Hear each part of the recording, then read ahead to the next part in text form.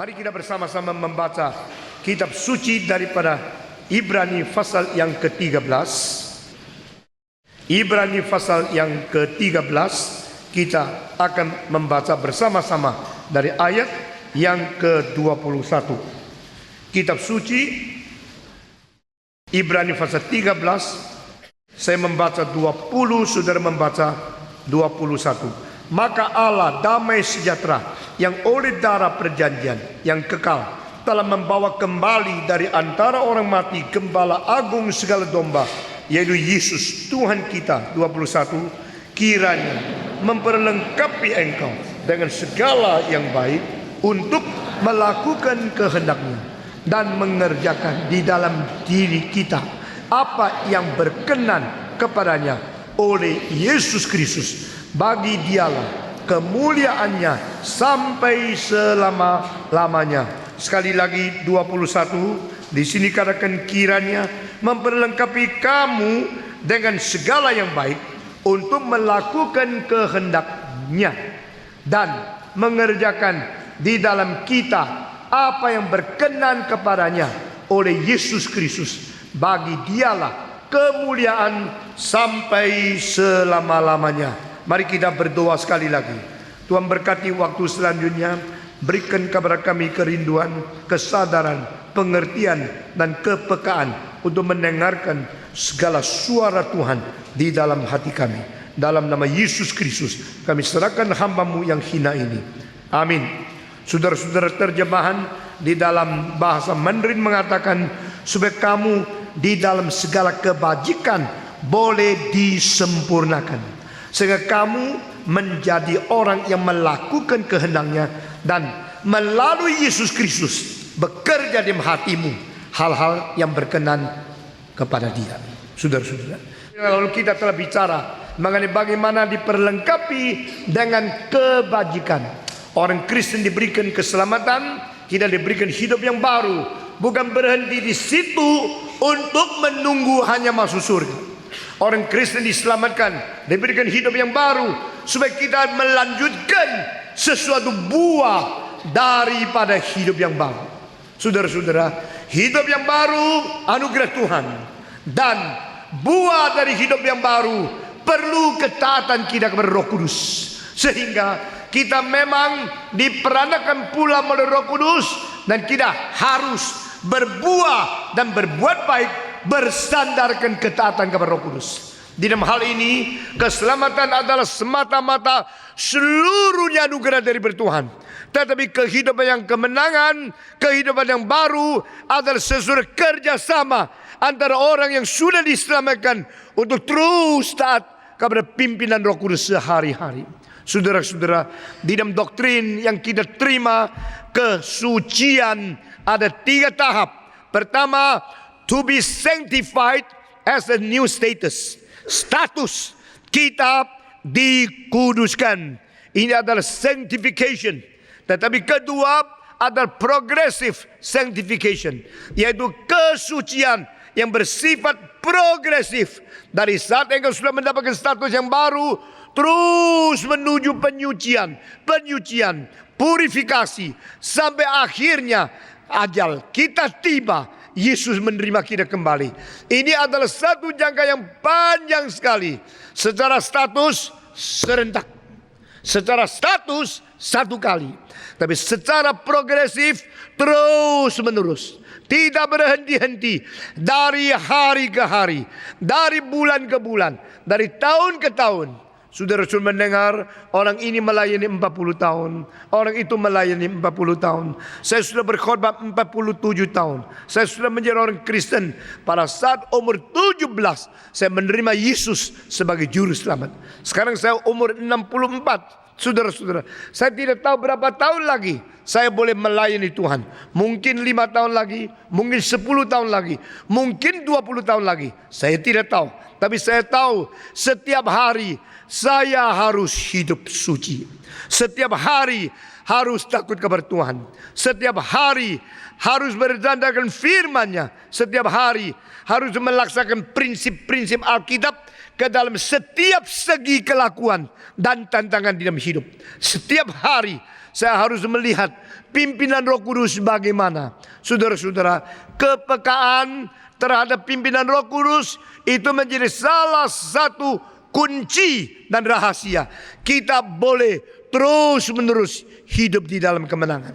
Victorious life is based on your obedience to the Holy Spirit and be sensitive to His new guidance every day. Saudara-saudara, Roh Kudus setiap hari memimpin kita. The way of the guidance of Holy Spirit is on only one principle, with the Word of God. Roh Kudus tidak akan memimpin kita di luar kitab suci. Roh Kudus akan memakai prinsip-prinsip Alkitab untuk menjadi pedoman membawa kita. Dan di situ kita yang baca kitab suci, kita yang peka terhadap pimpinannya, kelop di dalam mengamati dan menjalankan apa yang Tuhan inginkan kepada kita. Dengan demikian kita bisa melakukan kebajikan. Yang lalu kita telah bicara mengatakan apa itu kebajikan. Dan di dalam ayat yang lalu kita telah memakai 3 kali hampir 1 bulan untuk menyelesaikan. Saudara-saudara, Tuhan berkata melalui Mika, what is good? Allah sudah menyatakan apa itu kebajikan kepadamu. Jadi engkau menjalankan keadilan dan engkau membenci dosa dan engkau dengan hati yang rendah hati, engkau mempunyai cinta kasih kepada sesama, berjalan dengan Tuhanmu. Itulah kebajikan. Saudara-saudara, saya telah menunjukkan kepada saudara, kebajikan selalu disebut sebagai sesuatu sebab di dalam agama lain. Tetapi di dalam kitab suci, goodness had not been pointed even once to be the source, but that is only a result. Kebajikan bukan satu sumber dari manusia. No anthropocentric goodness. Yang ada di diri manusia adalah kejahatan, adalah egoisme, adalah perlawanan, resistensi kepada Tuhan. Kebajikan hanya sumber dari Tuhan. Hanya Tuhan satu-satunya yang baik. Tuhan yang baik mendorong, memberi hidup yang baru. Lalu hidup baru membuahkan kebajikan. Maka di agama yang lain, kebajikan itu adalah satu sebab, satu unsur yang diinginkan untuk mengganti keselamatan. Di dalam kekristenan tidak pernah begini. Kebajikan adalah sesuatu hidup baru yang melahirkan, mengeluarkan, menghasilkan buah. Dan dalam kekristenan kebajikan itu buah. Saudara-saudara, kita telah membicarakan tentang bagaimana mungkin kita melakukan kebajikan.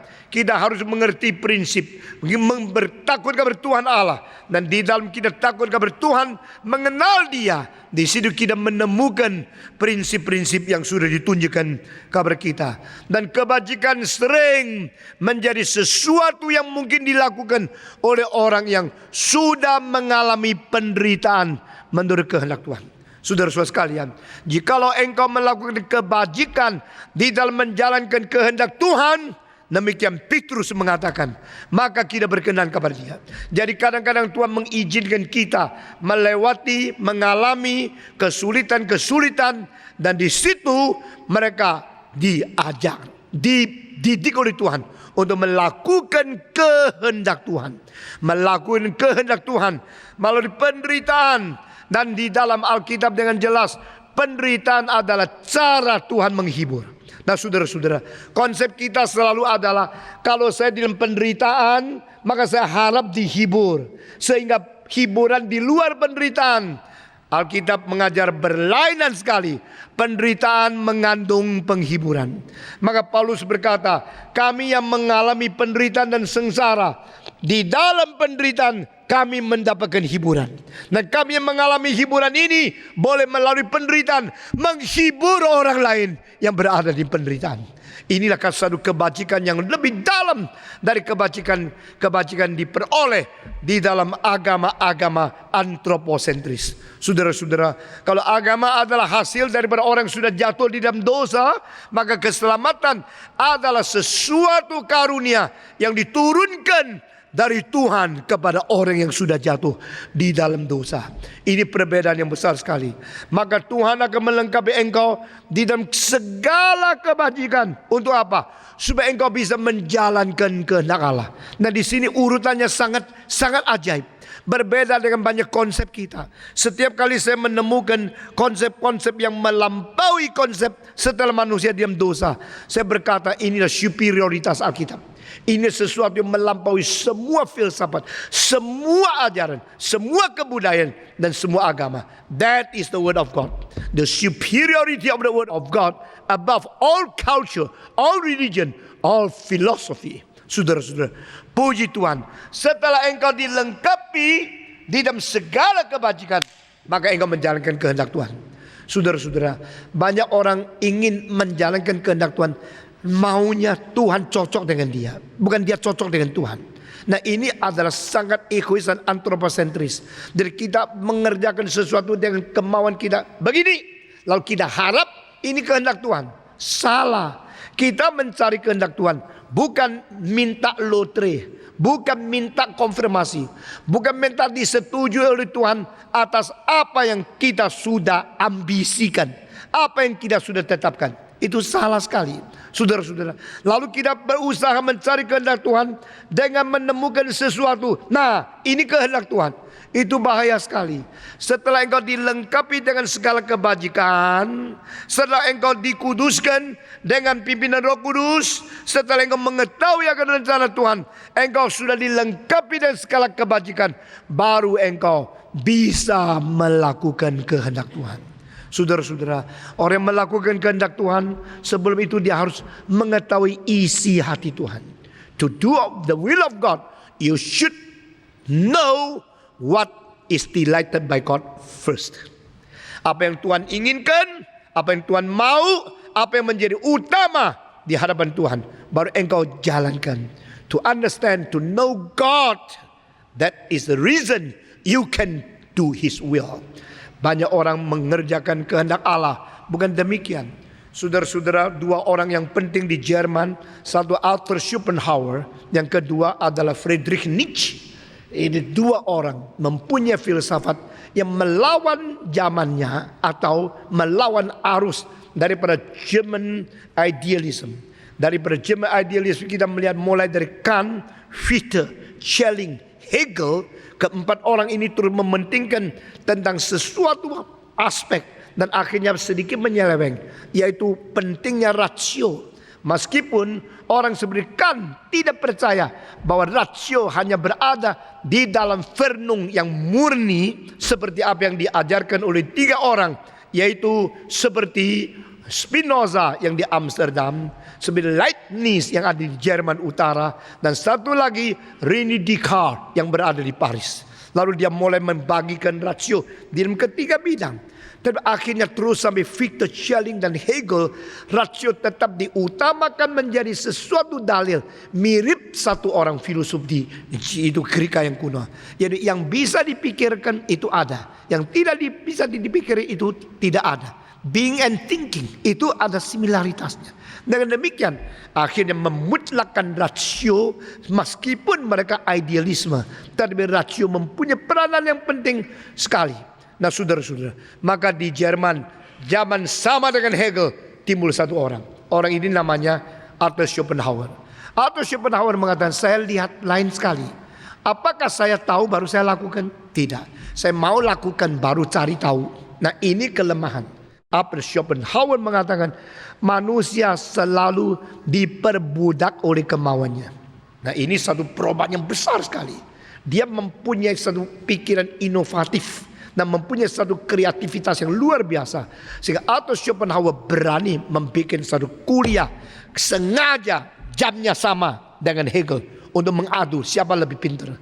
Akhirnya kelasnya Hegel penuh sesak. Semua orang sampai duduk berdiri di luar. Sudah bayar sampai bangku pun rela. Tapi saat yang sama yang menandingkan dia atau Schopenhauer, cuma dua orang yang masuk kelas dia. Dia dah laku. Dia makin dah laku, makin pesimis, dan dia menjadi raja pesimisme pada zamannya. Saudara-saudara, tapi buku dia yang ditulis yang tidak laku namanya The World as the Phenomena of Will. Dunia ini dilihat sebagai sebuah fenomena daripada kemauan. Itu akhirnya berpuluh-puluh tahun kemudian dijual di Loak di tempat-tempat buku yang lama tidak ada orang mau, dan ditemukan oleh seorang muda namanya Friedrich Nietzsche. Lalu Friedrich Nietzsche membaca buku itu, dia berubah konsep dengan satu buku. Dia seumur hidup berubah dari orang Kristen tadinya waktu kecil menjadi paling lawan Kristen, dan dia menemukan sesuatu yang menjadi dorongan, impuls yang paling kuat di dalam mempengaruhi tindak tanduk manusia, yaitu will. Nah, dia menemukan will to power untuk melawan kekristenan. Nietzsche mengatakan Christian ethic is an ethic of the slave. Karena kita disuruh taat sama Tuhan. Akhirnya manusia menjadi budak. Manusia menjadi sama sekali tidak bergairah. Manusia menjadi pasif. Manusia menjadi sama sekali negatif. Manusia menjadi diperalat oleh yang disebut Tuhan Yesus. Ini Nietzsche. Nietzsche menemukan ini daripada buku daripada Arthur Schopenhauer, The World as the Phenomena of Will. Menurut Arthur Schopenhauer, apakah ini gini? Oh, saya harus jalankan. Tidak, terbalik. Dia mengatakan saya ingin jalankan. Sesudah itu kalau ditanya mulai cari alasan gini loh. Jadi semua orang otak itu adalah budak dari kemauan. Semua orang otaknya itu diperalat oleh keinginan, nafsu, kemauan, birahi. Itu yang mendorong, itu yang menjadi satu kekuatan lokomotif. Lalu kita hanya melayani.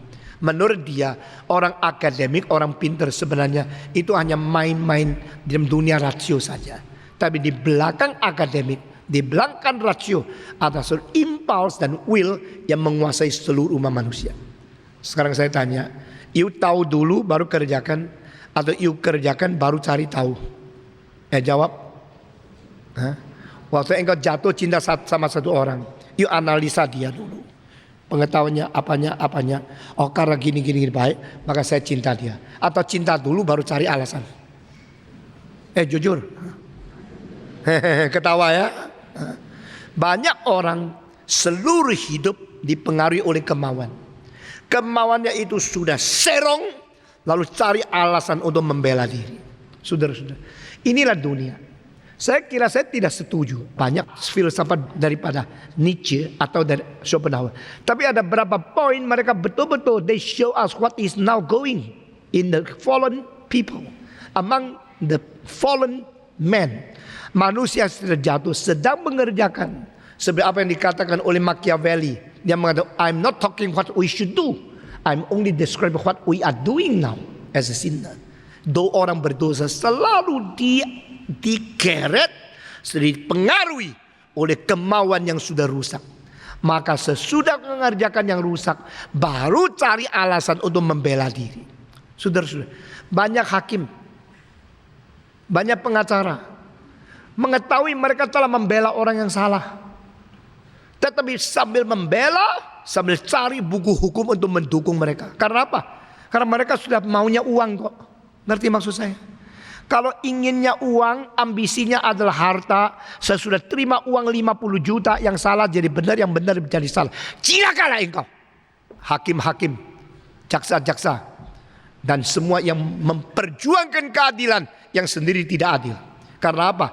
Kemauanmu yang jahat, kemauanmu yang sudah berdosa, yang bercacat telah mempengaruhi pikiranmu. Sehingga pikiranmu adalah pelacur yang tidak setia kepada suami yang asli, yaitu Tuhan. Kalimat ini bukan dari saya, dari Martin Luther, mengatakan reason is a war, reason is like prostitution. Rasio seperti apa? Rasio seperti pelacur. Pelacur kalau sudah terima uang, semua barang pria dianggap seperti suaminya. Dia boleh tidur sama ini, aku cinta kamu. Besok langsung bilang sama laki yang lain, aku cinta kamu. Dengan huruf yang sama kepada tubuh yang berbeda. Karena apa? Terima uang. Itu pelacur. Rasio-rasio akademik itu selalu menjadi pelayan daripada conviction. Itu sebab saya tidak akan menganggap orang akademis itu saya agung-agungkan, kecuali hatinya beres. You kalau sekolah teologi tinggi akademis, hatinya tidak mencintai Tuhan, engkau sebagai orang Farisi. Orang anggap kenapa Stephen Tong terus menyerang akademik dan sebagainya. Karena saya tahu itu betul-betul yang dikerjakan dikatakan oleh Martin Luther dan Calvin. Martin Luther mengatakan rasio itu pelacur. Calvin mengatakan, Tuhan, aku menyerahkan hatiku di dalam tangan-Mu. Siapa lebih rasional daripada Calvin? Selama 500 tahun ini tidak ada teolog yang lebih konsisten, pikiran lebih teliti, lebih komplit dan delicate dibanding daripada Calvin. Tapi dia mengatakan, aku memberikan, serahkan hatiku di dalam tangan-Mu, ke dalam tangan-Mu. Itu yang menjadikan dia bisa menjadi pemimpin reform yang kuat. Saudara-saudara sekalian, jika kita mau menjalankan kehendak Tuhan, kita diperlengkapi dengan segala kebajikan untuk menjalankan kehendak Tuhan. Jadi menjalankan kehendak Tuhan, bukan menjalankan kehendak saya. Kalau saya menjalankan kehendak saya, lalu dengan cara rasio yang dicipta oleh Tuhan yang sudah dinodai oleh dosa, untuk membela kemauan saya anak setan. Tetapi kalau saya mau menjalankan kehendak Tuhan, biar firman Tuhan yang menguasai pikiran saya, rasio saya takluk kepada firman Tuhan, kemauan saya dipimpin oleh Roh Kudus, itu baru menjalankan kehendak Tuhan. To do the will of God, you should submit your reasoning under the word of God and the guidance of Holy Spirit. And then you please Him, not please yourself. Itu menjalankan kehendak Tuhan. Banyak istilah rohani yang kita sudah biasa pakai. Kita begitu hafal. Kita begitu hafal, begitu ngerti. Sampai akhirnya kita sudah membiasakan diri pakai bahasa-bahasa, istilah-istilah kekristenan yang sama sekali kita tidak lagi sadar berapa serius kalimat yang kita pakai itu. To do the will of God, that is so dignified, so serious, so important. Tetapi kita sudah mengatakan to do with the will of God di dalam keadaan yang sembarangan. 40 tahun yang lalu di Makau, ada seorang anak muda perempuan yang selalu bantu gereja main piano. Satu hari pendeta bilang, ayo kita sekarang sudah mau kebaktian, yuk main piano nomor ini. Dia bilang, lain, ini hari saya tidak main. Kenapa? Hari ini kehendak Tuhan, saya tidak boleh main. Kehendak Tuhan, tidak boleh main. Pendetanya jadi kekualaan. Kok seperti dia lebih rohani dari pendeta? Rohani tidak ngerti prinsip apa. Kenapa? Tuhan berkata kepada hati saya, hari ini engkau tidak main piano. Ini pimpinan Roh Kudus. Siapa berani melawan Roh Kudus kok? Yang memimpin. Pendetanya bohat. Ya tidak ada yang main piano. Hari itu kebaktian itu sedikit kacau. Selesai dia mau cari, penasaran. Kenapa si anak ini hari ini tidak main piano? Karena kehendak Roh Kudus. Akhirnya ditemukan. Kenapa? Karena dia biasa main sembarangan. Ngawur mainnya. Dan hari itu dosen pianonya datang. Begitu dia lihat dosen pianonya masuk, wah cilaka. Nanti kalau saya sembarang main akan diapain sama dia. Pimpinan Tuhan, kehendak Tuhan, hari ini saya tidak main. Maka orang kalau mulutnya sudah biasa kehendak Tuhan, kehendak Tuhan, besok yang masuk surga cuma bibirnya tok. Yang lain dibuang ke neraka, bibirnya yang masuk surga. Yesus berkata, engkau menyebut aku dengan Tuhan, Tuhan, dengan bibirmu saja, tapi hatimu jauh daripadaku. Saya minta orang gereja reform, jangan sembarangan menyebut kehendak Tuhan, pimpinan Tuhan, kecuali betul-betul engkau jelas. Saudara-saudara, saya baru marah kepada seorang murid yang tadinya mengatakan, saya tidak rasa saya melayani di mana. Saya pernah rasa Tuhan pimpin saya ke satu provinsi. Sudah di situ sampai 2 tahun dia pindah. Lalu saya tanya, kalau begini dulu engkau dipimpin Tuhan betul kehendak Tuhan enggak? Salah seorang hamba Tuhan, saya tidak usah sebut siapa namanya, juga rasa dia mesti tinggalkan satu kota pergi lain tempat. Sudah pergi lain, geger sama orang lain. Sudah 2 bulan lepas dari tempat itu. Karena dia pergi adalah alasan tertentu, tapi justru berbentur dengan orang-orang yang menjadi orang yang menjadi kekuatan untuk dia alasan tertentu. Lalu saya membuktikan, kalau begini kehendak Tuhan yang kau ngerti 2 bulan yang lalu salah dong. Kehendak Tuhan yang salah dan kau yang salah. Bagaimana engkau bertanggung jawab? Engkau sudah lulus sekolah teologi, engkau begitu sembarangan menjalankan kehendak Tuhan. Seumur hidup ini saya tidak sembarangan angkat kaki untuk masuk dalam satu ladang, atau angkat kaki keluar dari satu ladang. Selama 64 Januari saya lulus dari sekolah teologi. Sampai sekarang saya melayani di Gloria di Surabaya. Akhirnya tahun 89 saya mendirikan Gereja Reform Injil Indonesia. Saya jelas tahu pergi atau tidak. Orang berkata, Stephen Tong, engkau sudah disambut begitu meriah di seluruh dunia. Di Eropa, di New York, di Los Angeles, di Chicago. Engkau memimpin kebaktian yang paling besar yang berada dalam sejarah gereja-gereja Tionghoa selama sejarah. Kenapa engkau mau pulang ke Indonesia? Nongkrong di Malang, kota yang kecil, di sekolah teologi yang tidak terkenal. Engkau diundang untuk menjadi bishop. Engkau diundang meneruskan Chow Sekuang menjadi pengganti Dr. Andrew G di Los Angeles dengan kantor semua sudah sedia. Bahkan ada orang mengatakan kalau engkau mau pindah ke kota ini, saya mendukung engkau 1 tahun $100,000 untuk bagian office saja. Untuk seluruh pekerjaan $1 juta. Waktu itu uang besar sekali. Saya bilang tidak. Kenapa tidak? Tidak ada pimpinan Tuhan. Saya tidak boleh sembarangan satu langkah. Saudara-saudara, saya sebelum mendirikan GRI sudah keliling 1.500 gereja. Saya sudah berkhotbah kepada paling sedikit lebih 10 juta manusia. Baru dirikan GRI. Saya disambut di sini di sana. Kalau rekan-rekan saya kira, wah, Pak Tong perlu saya bantu dia karena dia perlu saya bantu. No one come to help, no one come to contribute. Everyone come to serve together and come to learn, come to obey God. Ini sikap saya di dalam gereja ini. Saudara-saudara, menjalankan kehendak Tuhan. Betulkah pimpinan Tuhan? Betul langkah-langkahmu itu betul-betul langkah dari Tuhan? Terlalu banyak murid begitu bilang sama saya, pimpinan Tuhan saya ke sini, kau tahu? Pimpinan saya ke kota itu, kau tahu? Ada seorang berkata kepada saya, Pak Tong, saya tidak mau di Kalimantan. Karena apa? Tidak bisa maju di situ. Jadi di mana bisa maju? Kalau kota besar saya mau. Kemana saja asal di Jakarta. Begitu.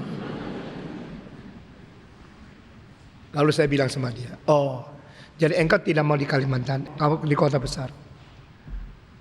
Bagi saya, Malang itu Kalimantan, kota kecil. Kalau saya mau di New York diterima. Kalau mau saya di San Francisco diterima. Kalau mau saya di Toronto diterima. Seluruh dunia begitu banyak gereja mengharapkan saya menjadi pendeta mereka. Tapi saya tidak boleh sembarangan. Apalagi pemuda-pemudi. Dengar ini ada beban. Dengar itu ada beban. Kesini menginjili. Rasa perlu di situ. Seluruh gereja dikabungkan ke situ. Supaya di situ yang menjadi pelayanan. Tidak begitu. Mesti jelas kehendak Tuhan. Bagaimana jelas? Menjadi jelas kehendak Tuhan. Prinsip pertama, menyangkal diri. Ini rahasianya. The secret of doing the will of God, the first principle, deny yourself. Saudara-saudara, jangan bilang, wah, ada kebutuhan itu kehendak Tuhan, ada gerakan itu kebutuhan Tuhan. Deny yourself. Saudara-saudara, kalau engkau menyangkal diri, tidak mengikuti diri, engkau crucify your will on the cross, then the will of God will be manifested to you clearly. Ini prinsipnya. Setelah Tuhan memperlengkapi engkau di dalam menjalankan segala kebajikan, baru engkau bisa menjalankan kehendak Tuhan. Lalu sesudah ini langkah terakhir, melalui Yesus Kristus melengkapi engkau dan memberikan engkau kekuatan mengerjakan segala sesuatu yang diperkenan oleh Dia, bukan perkenan oleh kamu. Jadi sekali lagi, deny yourself is the secret and the first step to know the will of God. Waktu saya lulus daripada saat, lalu rektor tanya kepada saya, maukah engkau pergi ke Surabaya? Saya bilang enggak. Karena apa? Surabaya kota saya sendiri. Jadi orang-orang di situ kenal saya dari kecil. Saya kalau di situ kurang leluasa. Tapi kota Semarang, beberapa kota mengundang saya menjadi pendeta di situ. Dan saya bikin kemauan rohani penuh sampai di luar orang berdiri. Saya paling senang kalau pergi tempat di mana orang menghormati saya. Lalu dia bilang, saya minta you pergi ke Surabaya. Sekaligus ada di Malang. Langsung lulus, langsung menjadi dosen di saat. Saya menjawab, saya doa lagi lah. Doa lagi. Nah, ini cara terbaik untuk menunda kan? Doa lagi. Ya. Saya mesti berdoa. Lalu rektor bilang, you perlu doa berapa lama? 2 bulan. 2 bulan. Sesudah 2 bulan tetap tak mau pergi. Orang doa itu kan alasan ya. Yang mau itu kan will. Maunya kemana sudah tetap, lalu doa. Banyak orang cari jodoh dulu baru doa, bukan doa dulu baru cari. Karena willnya yang mendorong. 2 bulan kemudian saya dipanggil. Yuk, sudah doa 2 bulan? Iya. Jadi sekarang mau enggak ke Surabaya? Enggak. Jadi bagaimana? Mau doa lagi? Mau doa lagi? Tunda lagi, bukan doa lagi. Saudara-saudara, dia mengatakan apa tahu? Sudahlah, tidak usah doa, ke Surabaya saja.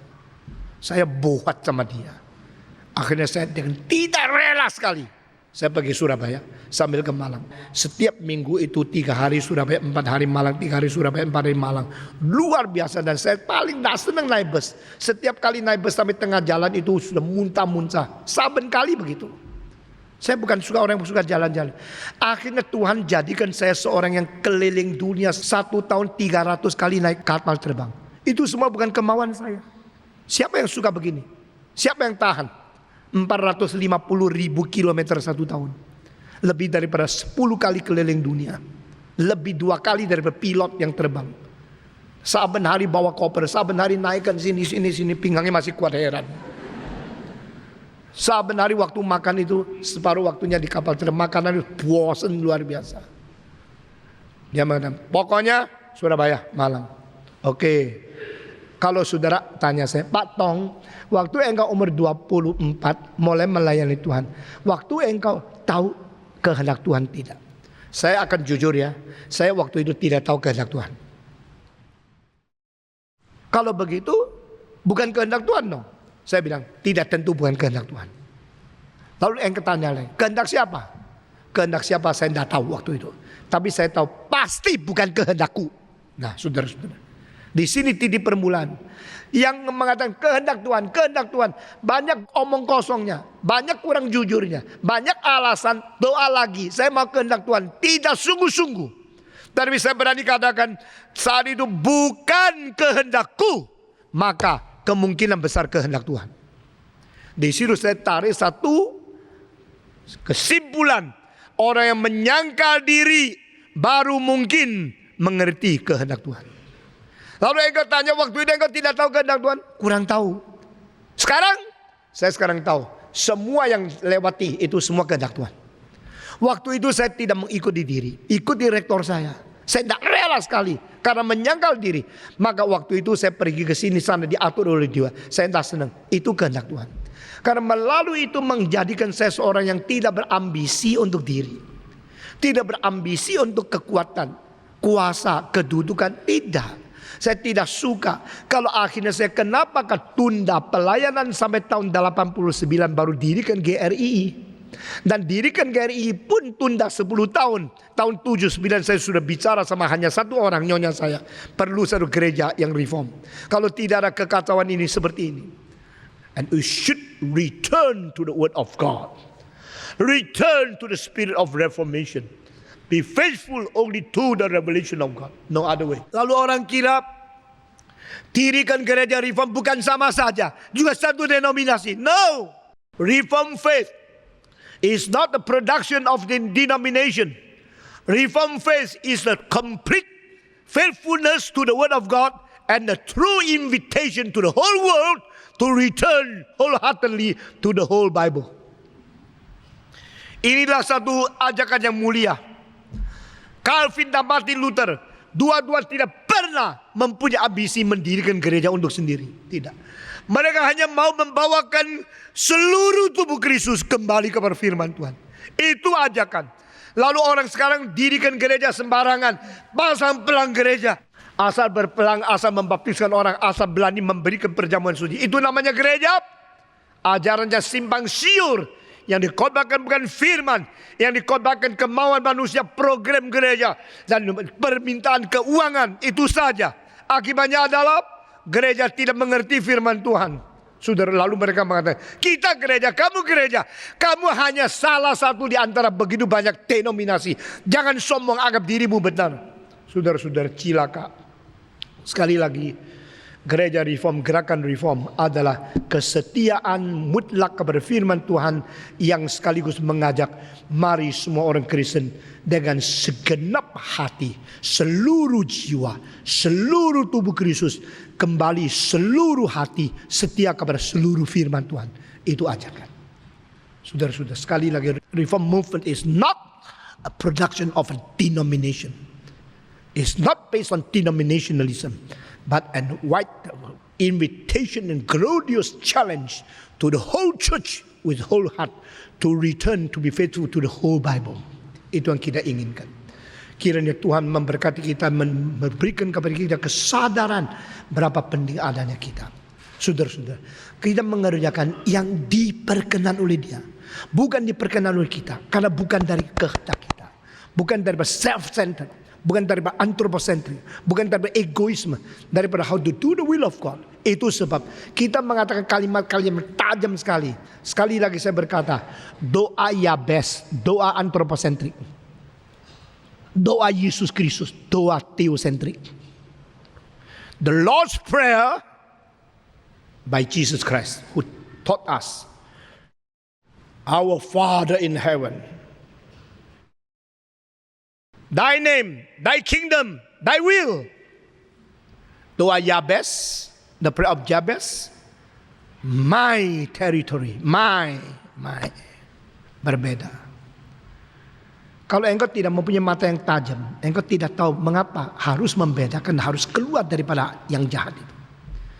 Hal itu tidak salah. Engkau boleh berdoa, engkau berhak. Tapi jangan menganggap itu lebih penting daripada doa Yesus Kristus. Amin. Biar kehendak Tuhan yang jadi. Ini semua sudah engkau tangkap, baru engkau baca. Oh, ini ayatnya yang ini begitu penting.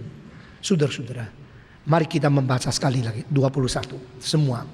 Ibrani 13:21. Semua membaca bersama-sama. Saya 20, saudara 21. Maka Allah damai sejahtera yang oleh darah perjanjian yang kekal telah membawa kembali dari antara orang mati gembala agung segala domba, yaitu Yesus Tuhan kita. Kiranya memperlengkapi kamu dengan segala yang baik untuk melakukan apa?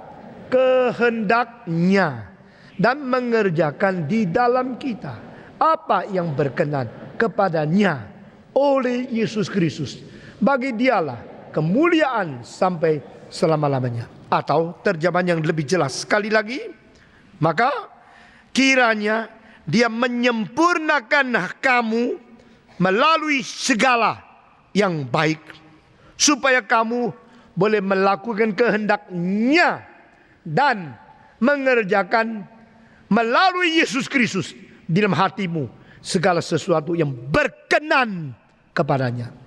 To delight Him in His will, not your will. Mari kita berdiri. Bapa terima kasih, Bapa terima kasih, Bapa di dalam surga, berterima kasih. Mari kita berdoa supaya kita boleh menjalankan kehendak Tuhan.